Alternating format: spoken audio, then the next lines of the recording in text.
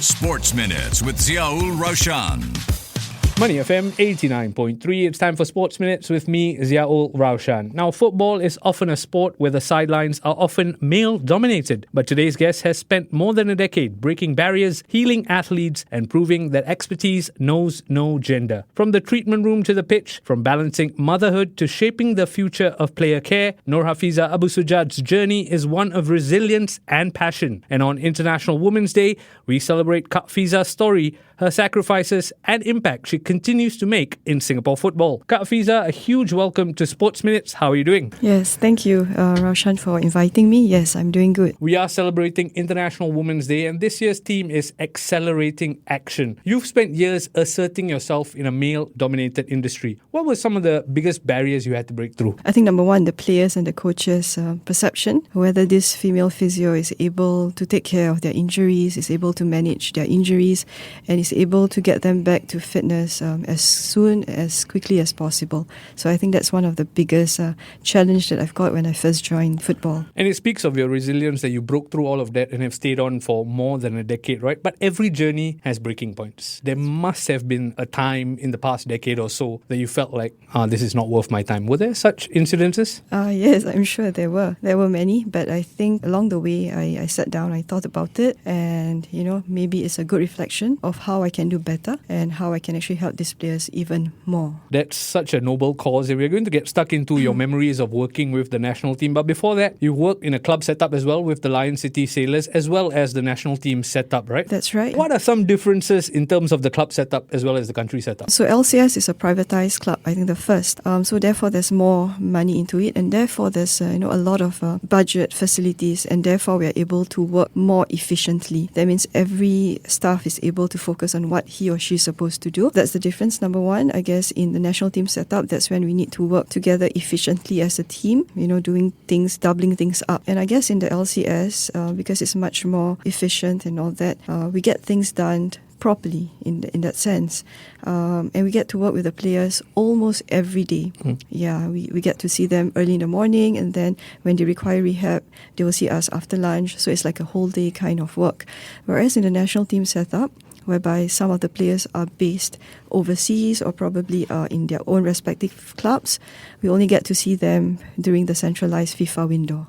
And everything you said means there's added pressure when you work in a club environment. Is that true? Of course, yes. Do you enjoy the pressure? I think that pressure is important to motivate me to be better, to make sure that I do things properly. I think that pressure is very important, yeah. And you speak about thriving under pressure, right? Your career will be filled with so many defining moments, both for the good and for the worse. In a club and country perspective, what are some of those defining moments that you will always hold on to? Perhaps you want to share an example. I think the very first one is my very first AFF. That was in 2012, whereby I think we were under pressure. I think we were down against Cambodia. I'm not sure. So that was either we make it or not to the semi-finals, and we did it with Shaiful Esa. He was actually down with an ankle injury, but we managed to get him back onto the pitch. And that cross he gave to, I think, Fazrul, and that converted into a goal, if I'm not wrong. So that was one, I think, of the memorable moments I've had. I think the second one is, of course, going to the ACL with the LCS. Working together with one of the most difficult coaches I've worked with, which is Coach Kim. He's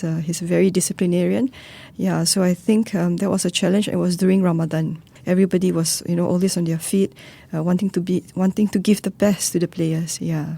I'm keen to find out about the Coach Kim being a disciplinarian, but very quickly you brought up Ramadan there. I'm keenly aware we are experiencing Ramadan at the moment. How does that change a player's preparation for a match? It depends, but basically they will be probably not eating, not drinking throughout the day.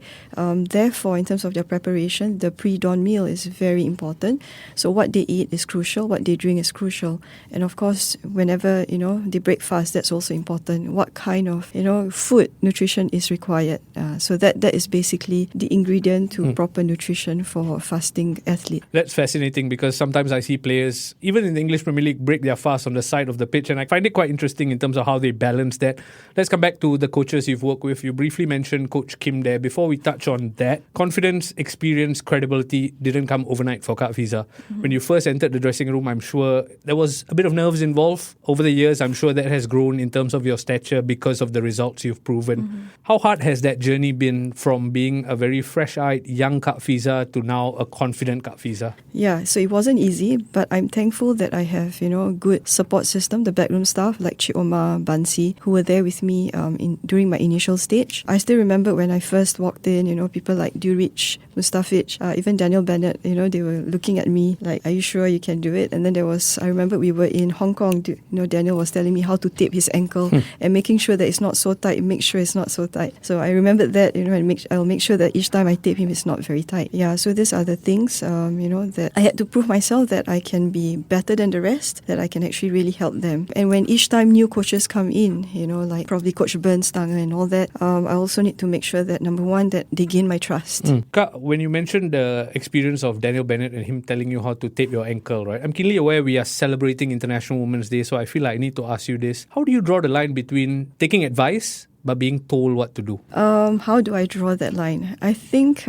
thank goodness, these players, whatever it is, they are very respectful towards me. So even if they want to, sound me or they want to scold me, they will do it respectfully. I think I appreciate that, working with the Singapore football men's team. But, the younger ones, that's when, sometimes I just need to draw that line. I really need to scold them and say, hey, sometimes you need to learn how to speak to elderly. I'm going to talk to you about the younger players and the generational shift a bit later, but let's bring it back to that conversation about the coaches. That physio-head coach relationship is so important. You mentioned Coach Kim being difficult to work with. Was that the hardest one you had to go through so far? I mean, I've had difficult ones like Coach Sundram. I think he knows. But you see, at the end of the day is, we can have a very tough working relationship, but that's on the pitch. But off the pitch, at the end of the day, we still need to be have a positive relationship. And it's only for balance, right? I have to ask you the most difficult, but who's the most easiest in terms of a relationship you've built? So far, the easiest, I think, one would be, surprisingly, number one is Coach Tatsuma and our current coach, Coach Ugura. Yeah, I think local coach that I think one of the easiest would be Coach Nazri. Thank you for sharing that. Let's talk about your physio journey, right?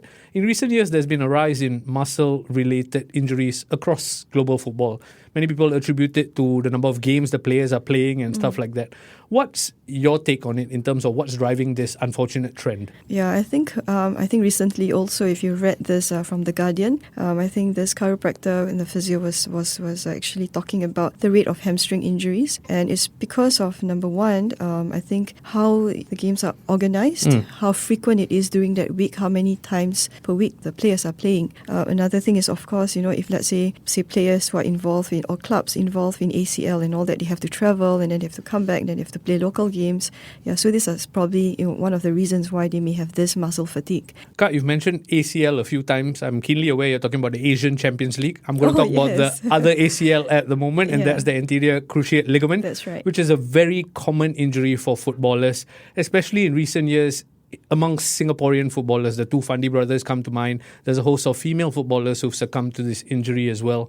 Big debate about the playing surface causing this injury. What's your take? Is Jalan Besar the cause of these injuries? Okay, so there are evidence to say that the kind or the type of field actually do play a part in contributing to ACL injuries. But of course, this is not the main factor. Jalan Besar, of course, we hope that it can be better in terms of its turfing. So it is one of the contributing factors that can cause ACL injuries, because the players may not have that grip for them to be able to rotate and things like that. But of course, there are other contributing factors like fatigue and other things. Luck also plays a big part, doesn't it? Exactly, yeah. Let's talk about athletes and the people you work with, right? I feel like athletes are just wired to play, push, play, push, play, push. How do you balance that in terms of an athlete telling you, I'm ready to go back, when you know for a fact they're not ready? So this is very, very, very important because a player would just want to go in and play despite knowing that they are carrying an injury. So I think informed decision is very important. You have to speak to them, the risk, if they're actually going in. And of course, speak to the coaches as well. So I've always adopt this approach whereby it has to be informed decision. Yeah, so if, let's say, they really want to go and play, they need to understand the risk that they are taking. And you've worked with both male and female footballers in terms of recovery, right? Yes. You don't have to mention names, but have you noticed any key differences between both genders when it comes to recovery? Okay, I have to say that I think the female athletes, they take it more seriously. They really care for their body. But of course, there are, certain male players, professional players who really, take the extra mile to take care of themselves. And Kak, you've been a physiotherapist for more than a decade now. I'm sure from the time you first came onto the scene to now, the scene has evolved, the science has evolved. Yeah. How do you keep up? Of course, I have to keep up, to be a better clinician. So, of course, it's through, readings, going for conference, communicating with other fellow physios. Yeah, so these are the ways I keep up. And above being a physiotherapist, you're also a mother of 3. How do you juggle it to start with? First and foremost, I must thank my mother and my husband, for helping me out throughout my journey as a physio. It's never easy, but I think it's about whenever we have that free time, that's when we come together and making sure that there is really quality time. And do you think becoming a mother has changed your approach with the way you work with players? Are you more nurturing, more motherly?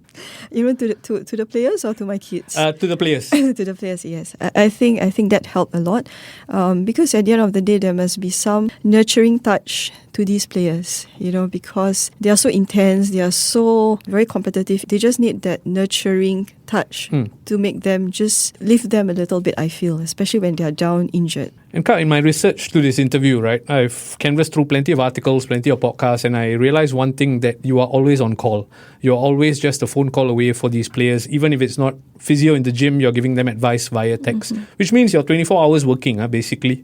How do you juggle that? I know you mentioned your mom and your husband helping a lot, but mentally, how do you juggle that? I don't think it's a chore. Yeah, I think for me, the players are assets, and if you can take good care of them, I think that's part of my job done. And is that then the most rewarding part of your job? Definitely. Okay, we've talked about different generation of athletes and you touched on it earlier, right?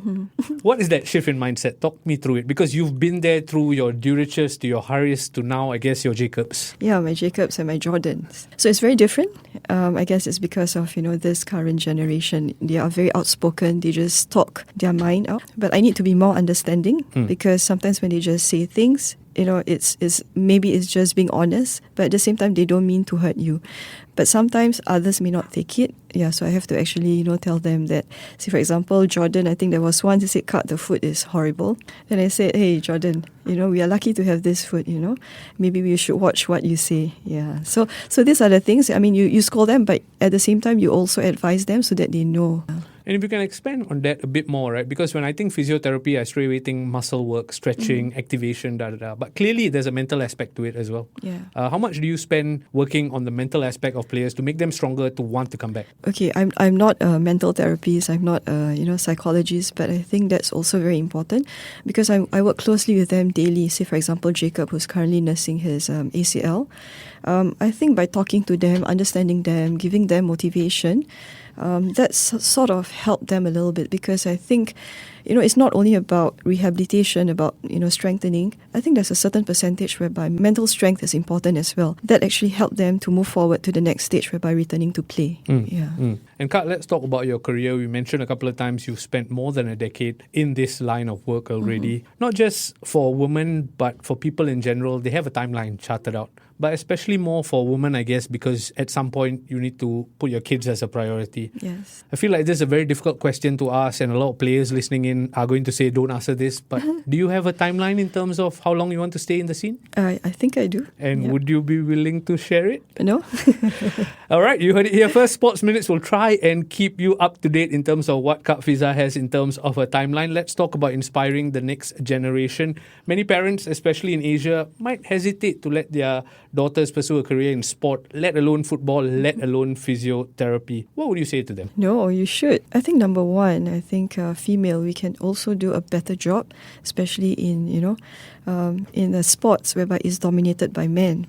We have that extra touch, the female touch that can enable, footballers to perform better, hopefully, in terms of, taking care of their health. Yeah, so I think we should encourage more female, to be involved in sports like football, especially in the area of physiotherapists. I think in Singapore we need more physiotherapists. Yeah, so, I do have students from SIT coming in and they actually said, "Kak, I want to be like you." Yeah, I said, "Go," so yeah, I think we need to go. I think people coming to you and saying, "Kak, I want to be like you," speaks of your position in Singapore football, a stalwart of Singapore football. I talked about International Women's Day having the theme of accelerating action, right? As a stalwart of Singapore football, what's one thing that you think urgently needs to change in Singapore football for it to be better? I think the perception. Yeah, I think we need to change the perception. There's a lot of things that we need to change in Singapore football, but I think it's about being able to excel in both football and studies. yeah, I think that's what we need to change. Fantastic. I hope the listeners heed the advice that Kak Fizah just gave. Kak, last thing before you go, you talked about that position you have in Singapore football. I've waxed lyrical about how many players you've healed. Don't take it from me. Have a listen to your former players. Hi Kak Fizah, Ix here. On this International Women's Day, I just want to thank you for everything you've done for me. I know how busy you are with work and family, but yet you're always the first person who offers help. And that's why you're a rare person, a special person for me. Your willingness to listen to our problems and the fact that you're so selfless and always putting others first. Everybody that's worked with you loves you, and I just can't wait to see you again. Hi Kak Fizah, it's Haris. I just want to thank you for being there for me throughout all my injuries and helping me to recover well. As you know, being injured is a long and lonely journey, and it can be tough mentally as well. But you were there for me in every way. You were a great listening ear, and I truly regard you as a true friend. Hi Kak, this is Uzai. Just want to say a huge thank you for everything you've done for me and many others. Your best quality would definitely be your kindness. You always go the extra mile for everyone, and I really appreciate you, Kak Fizah. Hello Kak, Dorcas here. I just want to take some time to appreciate you and tell you how grateful I am for you. And Kak, I will never ever forget the day where that I first met you. The day after I tore my ACL and you assessed my knee, brought me straight to the doctor, and after that brought me straight to take my MRI scan. And Kak, I just want to tell you how grateful I am even though for you. You don't even know me. That was the first time you met me, but yet you were still willing to go down to the doctor MRI scan with me, and you were even the one that broke the news to me. And Kak, I'm just so thankful for you, even for the journey that you were with me in my own recovery. I would definitely not be where I am without you. And I just want to tell you that I'm so grateful for you and I love you so much. Hi Kak Fizah, it's Jacob Mahler, one of your favourite players. Just wanted to take this opportunity to wish you a happy International Women's Day. I don't only speak for myself, but I think I speak for all the players. We are forever grateful for everything you do for us. Your love, your care, your dedication for every single player cannot be matched by anyone, and we will all forever be so grateful for everything you do for us. And yeah, thank you for helping me a lot in my career so far. We've been through many ups and downs, but thank you. You always stuck by my side and kept pushing me on, and I really appreciate everything you've done for me. So thank you so much, Kak. Hi Kak Fizah, it's Najra. Just here to share and express my gratitude to you for everything you've done throughout my rehab journey. Something that I love about you is that you will never see the negativity in any situation. The fact that you always believed in us, in me, sparked that motivation to make this comeback a sweet one. So please know that you were the sunshine to my dark storm, and I'm gonna wish you a happy International Women's Day. We love you so much. I see you soon. So Kak, as promised, you heard from some of the players you've helped in the rehab journey. Clearly, they are very thankful. How does it make you feel hearing such, testimonials? I'm very touched, embarrassed, but that's my intention as a physiotherapist, is to help them. And of course, I'm so happy. So I'm glad they appreciate, whatever work that I've done. Yeah, but having said that, I cannot take things for granted. I need to better myself, to help others as well. Kak, final question from me. You briefly spoke about having that timeline in your mind, right? It's a day I'm sure all the players are going to dread. A lot of people in the fraternity are going to dread. But does hearing the thoughts of the players you've helped so far almost make you want to push a bit further, 1 year longer, 2 years longer? That's sometimes I say, hey, let's this be the last AFF for me, But then when I see the players, the players that I love, down injured, and then say, hey, I think I need to be there for them to be able to get back onto the pitch, But the thing is that we need to have the next Kak Fizah, otherwise, because we need more. Yeah, I think that's what we need to do first. And I hope this International Women's Day special helps find that next Kak Fizah. For now, we have the one and only Kak Fizah, and Kak Fizah has been brilliant speaking to you. Thank you so much for your time today. You're welcome. Sports Minutes on Money FM 89.3.